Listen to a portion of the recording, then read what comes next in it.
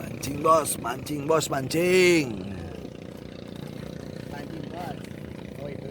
Bab 3381 sampai bab 3382. Di ujung jalan setapak yang ditumbuhi pepohonan awalnya terdapat patung sapi dengan dua kata terukir di atasnya, yang secara samar-samar terlihat sebagai kata usaha. Sebagian besar sapinya hilang. Namun saat kami berjalan di jalan setapak yang ditumbuhi pepohonan tadi, cuaca awalnya hangat dan sinar matahari sangat hangat. Namun begitu melangkah keluar dari patung, ketiganya langsung merasakan suasana dingin, seolah tiba-tiba masuk ke dalam ruangan ber-AC. Liu Jing tidak bisa menahan diri untuk tidak bergidik. Kami telah memasuki jangkauan lampu pemicu jiwa, kata Jing Yu. Jing Yue tidak perlu mengatakan apapun, Ye Chong juga bisa merasakan aura suram ini dilepaskan oleh hantu. Berdiri di samping patung, Anda dapat melihat seluruh kampus. Saat ini, kampus yang sepi tenggelam dalam keheningan yang mendalam, dan sesekali beberapa burung gagak terbang di langit sambil mengeluarkan suara serak. Pusat kampus adalah taman bermain cekung yang dikelilingi bangku-bangku tinggi. Kursi-kursi di tribun tertutup debu, dan kadang-kadang beberapa rumput liar menyembul dari celahnya. Tanah di taman bermain tidak lagi datar, dan rumput liar yang tumbuh dari celah-celah bergoyang tertiup angin, memberikan perasaan sunyi namun bersemangat. Matahari bersinar menembus awan tipis dan masuk ke taman bermain, membentuk bercak cahaya yang sangat kontras dengan kegelapan di sekitarnya. Di sebelah kiri taman bermain terdapat kebun raya yang dulunya berisi berbagai tanaman berharga. Saat ini, ada daun-daun berguguran yang mengapung di permukaan kolam, dan sesekali katak melompat-lompat di sini, mengeluarkan suara yang nyaring. Di samping kolam, berbagai pepohonan masih berdiri tegak meski tidak ada yang merawatnya, namun tetap tumbuh subur, dahan dan dedaunannya bergemerisik tertiup angin. Di sebelah selatan kampus terdapat tembok yang ditumbuhi tanaman merambat dan tanaman ivy. Tanaman hijau mengungkapkan rasa perubahan hidup. Di luar tembok terdapat gurun yang ditumbuhi rumput liar, menggemakan pemandangan di kampus. Di kejauhan, pegunungan yang bergulung-gulung membentuk lengkungan anggun di cakrawala, menambah sentuhan misteri pada daratan terpencil ini. Di sisi lain taman bermain, gedung pengajaran berdiri sendiri. Penampilannya sangat kumuh, dengan cat yang mengelupas dari dinding, memperlihatkan pasangan bata di bawahnya. Sebagian besar kaca di jendela pecah, hanya menyisakan beberapa pecahan yang berderit tertiup angin. Dinding luar gedung pengajaran ditumbuhi tanaman ivy dan tanaman hijau lainnya. Mereka tumbuh bebas dan menutupi hampir seluruh bangunan, memberikan perasaan didaur ulang oleh alam. Di sebelah gedung pengajaran terdapat perpustakaan yang juga terlihat bobrok. Pintu perpustakaan terbuka sedikit, dan cat di pintunya telah terkelupas, memperlihatkan warna kayu aslinya. Batang-batang besi di jendela sudah berkarat dan tampak seperti akan pecah jika disentuh. Dinding luar perpustakaan juga ditutupi tanaman. Melihat sekeliling, seluruh kampus sepertinya telah dilupakan oleh waktu. Di mana lampu pemicu jiwa? Liu Jing bertanya. Jing Yue menggelengkan kepalanya, aku juga tidak tahu, dan itu hanya muncul di malam hari. Kalau begitu ayo cari tempat untuk menunggunya, kata Ye Chong. Jing Yu menyarankan, ayo pergi ke perpustakaan. Saya pernah ke tempat itu, dan ada beberapa buku tua. Lalu, mereka bertiga masuk ke perpustakaan yang ditinggalkan. Perpustakaan ini hanya memiliki 2 lantai. Cat pada dinding luarnya terkelupas, bahkan terdapat lubang-lubang di beberapa tempat. Kaca pada jendelanya pecah dan tidak lengkap, serta angin yang masuk melalui celah tersebut agak sepi. Saat Anda masuk ke perpustakaan, hal pertama yang Anda lihat adalah deretan rak buku yang compang camping. Dulunya merupakan istana pengetahuan, namun kini terlihat sepi dan tertekan. Cat di rak buku sudah terkelupas, dan rak kayunya dipenuhi bekas waktu. Beberapa rak buku miring, seolah-olah bisa roboh sewaktu-waktu.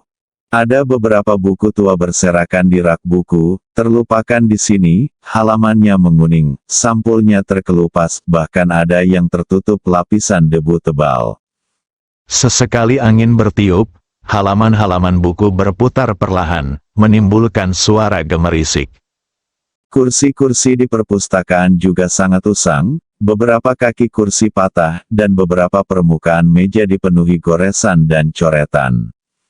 Tempat-tempat ini tertutup debu, dan sinar matahari menyinari jendela, menyinari debu di kursi, seolah mengingatkan orang akan hiruk-pikuk tempat ini. Ada juga beberapa buku dan buku catatan tua yang diletakkan di atas meja. Kertasnya sudah menguning dan tulisan tangannya kabur, namun beberapa catatan dan wawasan masih terlihat samar-samar. Lantai 2 perpustakaan adalah ruang baca terbuka. Cat di pagarnya sudah terkelupas, memperlihatkan logam yang berkarat. Rak buku di lantai 2 juga kumuh, dan beberapa buku berserakan di tanah, tertutup debu, dan terlihat sangat sepi. Mereka bertiga menemukan tempat yang relatif bagus untuk duduk di lantai 2. Liu Jing menyeka debu dari kursinya dengan ekspresi jijik. Melihat waktu, mereka harus menunggu 5 jam hingga langit benar-benar gelap dan lampu pemicu jiwa muncul. Liu Jing mengeluarkan banyak makanan ringan dari ranselnya. "Apakah kamu ingin makan?" Liu Jing bertanya sambil tersenyum. Jingyu tampak terkejut. "Xiao Jing, tidak heran kamu membawa tas sekolah. Ternyata semua makanan yang kamu bawa enak."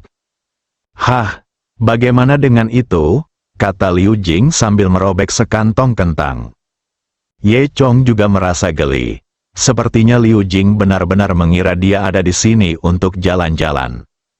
"Apakah menurutmu lampu pemicu jiwa ini tahu bahwa kita ada di sini sekarang?" Liu Jing bertanya sambil makan. Jingyu mengangguk. Ia harus mengetahuinya. Ia harus mengetahuinya segera setelah kita masuk ke area ini. Kalau begitu, apakah ia akan takut dan tidak berani keluar? Jingyu berkata, "Mungkin tidak. Terakhir kali saya datang pada siang hari, dan itu muncul pada malam hari." "Mungkinkah sama?" Liu Jing berkata dengan mulut melotot. "Terakhir kali itu kamu. Kali ini kamu Ye Chong ada di sini. Mungkin lentera pemicu jiwa takut dengan kekuatan Ye Chong dan tidak berani datang." Jingyu menggaruk kepalanya. Baiklah." Kemudian, Jingyu menyadari, itu tidak benar. Itu tidak benar. Ada apa? Tanya Liu Jing. Jingyue berkata, "Xiao Jing, aku mengetahuinya. Sekarang kamu memuji Ye Chong ketika kamu baik-baik saja, dan kamu juga membandingkan dirimu dengan paman juniormu. Apa yang terjadi denganmu? Mengapa kamu menghadapi Ye Chong seperti ini? Apa yang terjadi padamu?" Setelah mendengar ini, Liu Jing dan Ye Chong tersipu.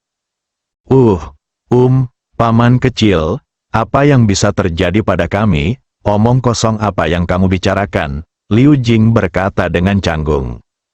Sambil berbicara, dia berjalan dan berdiri, dan berkata, "Baiklah, saya akan melihat buku-buku itu." Setelah mengatakan itu, Liu Jing berjalan ke rak buku dan berpura-pura melihat-lihat buku-buku lama. Jingyue menjadi semakin curiga tentang hal ini dan menatap Ye Chong dengan bingung. "Katakan padaku apa yang kamu lakukan pada Liu Jing kami. Bagaimana dia menjadi seperti ini?" Wajah lama Ye Chong memerah dan dia menyentuh hidungnya. Ini ya, tentu saja tidak apa-apa, kami tidak punya apa-apa." Ye Chong Seng tidak tahu bagaimana melanjutkannya. Untungnya, Liu Jing kembali dengan sebuah buku di tangannya dan berkata dengan terkejut, "Lihat, ada buku tentang surga dan manusia di sini." Ye Chong dan Jingyu sama-sama tercengang. Buku tentang makhluk surgawi, keduanya bertanya serempak. "Ini sekolah biasa, kenapa ada buku tentang makhluk surgawi?" Liu Jing sudah berjalan mendekat, memegang sebuah buku tua yang tebal di tangannya. Sampul buku tertutup debu dan memudar, tetapi samar-samar Anda dapat melihat 4 karakter besar berlapis emas, kronik makhluk surgawi. Ketiga orang itu berkumpul dan segera membuka buku tersebut. Di dalam buku, halaman demi halaman kertas menguning mencatat banyak rahasia yang tidak diketahui. Di dalamnya tercatat secara rinci asal-usul makhluk surgawi, bahkan dijelaskan cara dan proses budidaya makhluk surgawi. Bagian pertama buku ini menceritakan asal-usul makhluk surgawi. Tercatat dalam kitab tersebut bahwa nenek moyang paling awal makhluk surgawi adalah seorang manusia beruntung yang secara tidak sengaja menyerap hakikat langit dan bumi, dan sejak itu ia menciptakan cara budidaya. Orang seperti ini berbeda dari orang biasa dan memiliki bakat unik sejak lahir. Bahkan tubuh makhluk surgawi bukanlah tubuh biasa. Strukturnya berbeda dengan manusia, meridiannya lebih lebar dan dapat menampung lebih banyak energi spiritual. Terbentuknya langit dan manusia seringkali erat kaitannya dengan aura antara langit dan bumi.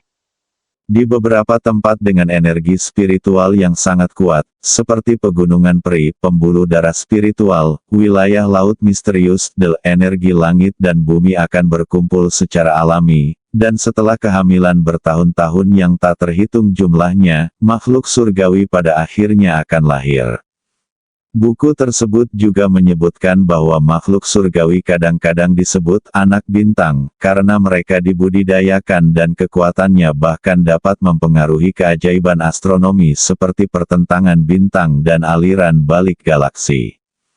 Sejak zaman kuno, setiap kali makhluk surgawi dibudidayakan, fenomena langit berubah, yang dicatat oleh manusia. Oleh karena itu, makhluk surgawi ini dengan cepat menjadi mitos. Namun, bakat Tianren memberi Tianren keuntungan yang tak tertandingi dalam berlatih satu arah, dan dia dapat dengan cepat menguasai mantra dan keterampilan yang kuat. Walaupun makhluk surgawi terlahir dengan kekuatan yang besar, namun mereka tetap perlu melalui jalur kultivasi untuk terus meningkatkan kultivasinya. Selain sejarah-sejarah tersebut, kronik makhluk surgawi ini juga mencatat berbagai metode dan metode mental yang dikembangkan oleh makhluk surgawi. Ketika mereka bertiga membaca catatan ini, mau tak mau mereka merasakan kekaguman yang mendalam terhadap asal-muasal misterius dan kekuatan dahsyat makhluk surgawi. Konten ini bahkan tidak dicatat dalam Warisan Dewa Naga, karya Ye Chong.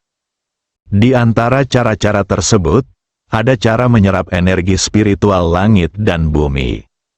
Ini adalah metode yang menggunakan metode pernapasan khusus untuk memasukkan energi spiritual antara langit dan bumi ke dalam tubuh dan menggabungkannya dengan kekuatan spiritualnya sendiri. Metode pernapasan ini disebut metode pernapasan Tian Yuan, yang dapat memaksimalkan efisiensi penyerapan energi spiritual, memungkinkan makhluk surgawi mengumpulkan energi spiritual dalam jumlah besar dalam waktu singkat. Liu Jing dan Jing Yu sama-sama sangat terinspirasi setelah membacanya. Namun, metode ini lebih rendah daripada metode saraf Ye Chong Long, sehingga tidak ada gunanya bagi Ye Chong. Tapi ketika Ye Chong melihat metode latihan lain, dia menjadi tertarik. Ini adalah metode latihan yang disebut teknik bimbingan bintang. Tercatat di dalam buku bahwa para kultivator mengamati hukum pergerakan bintang dan menggunakan kekuatan bintang untuk memperkuat kekuatan spiritual mereka. Integrasikan kekuatan spiritual Anda dengan kekuatan bintang untuk mencapai tujuan kultivasi. Metode ini tidak hanya meningkatkan kekuatan makhluk surgawi, tetapi juga memungkinkan mereka menggunakan kekuatan bintang untuk berteleportasi dalam jarak pendek dan memprediksi masa depan. Nanti ada beberapa metode praktis, namun sangat kabur dan sulit dipahami. Ye Zhan tiba-tiba teringat bahwa ketika dojo istana naga miliknya dibangun, bulan juga bergeser sedikit. Apakah ada hubungan antara ini? Kamu Chong belum tahu. Namun, ini adalah cara baru untuk memupuk kekuatan melalui bintang. Dia diam-diam menuliskan metode ini dan bersiap untuk mempelajarinya dengan cermat di masa depan.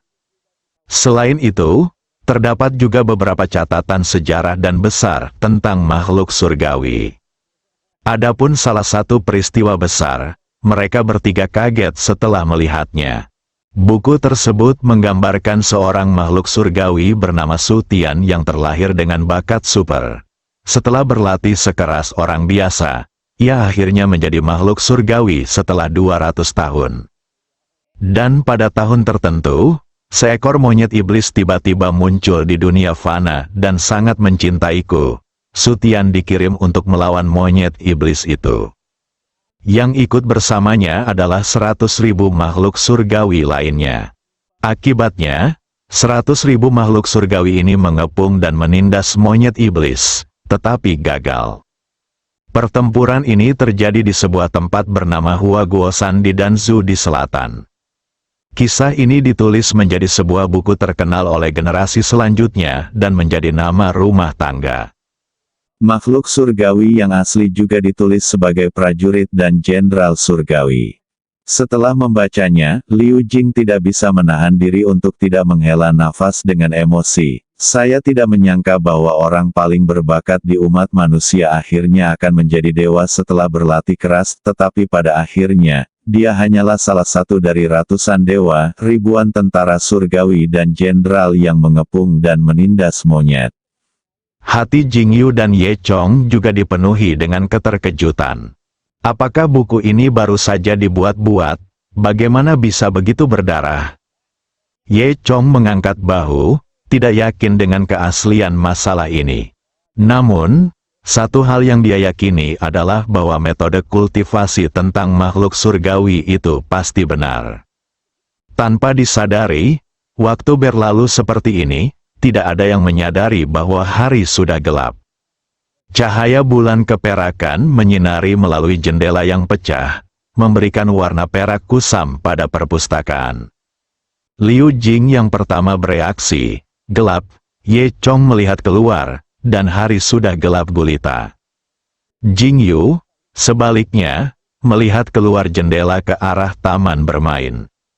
Lihat, teriak Jingyu. Ye Chong dan Liu Jing sama-sama melihat ke arah jari Jingyu. Itu taman bermain kampus. Saat ini, malam sangat pekat dan kegelapan tak berujung menutupi langit di atas kampus yang sepi. Taman bermain di kampus tenggelam dalam kegelapan, tanpa lampu dan suara. Ye Chong dan Liu Jing melihat ke bawah melalui pecahan kaca. Mereka melihat pemandangan aneh di taman bermain. Lentera merah. Ia melayang sendirian di udara. Lentera ini tidak memiliki penyangga. Tidak ada tali untuk menariknya. Tidak ada braket untuk menopangnya. Seolah-olah digantung di udara oleh suatu kekuatan yang tidak diketahui. Lilin di lentera berkedip-kedip, memancarkan cahaya merah redup yang sangat kontras dengan kegelapan di sekitarnya. Lampu merah terlihat sangat aneh di malam hari. Seolah itu adalah sinyal dari dunia lain. Bagaimana lentera ini bisa melayang di udara dengan sendirinya? Suara Liu Jing bergetar. Mungkinkah ini lentera yang merangsang jiwa? Ye Chong sedikit mengernyit, matanya tajam, mencoba menembus kegelapan rahasia di balik lentera. Namun, selain lentera, sepertinya tidak ada apa-apa yang terlihat. Jingyue, sebaliknya, memegang bingkai jendela dengan erat, jejak kewaspadaan muncul di matanya. Dia mengangguk, ya ini adalah lampu pemicu jiwa. Sepertinya sedang menunggu kita di sana, atau itu memprovokasi kita. Bersambung.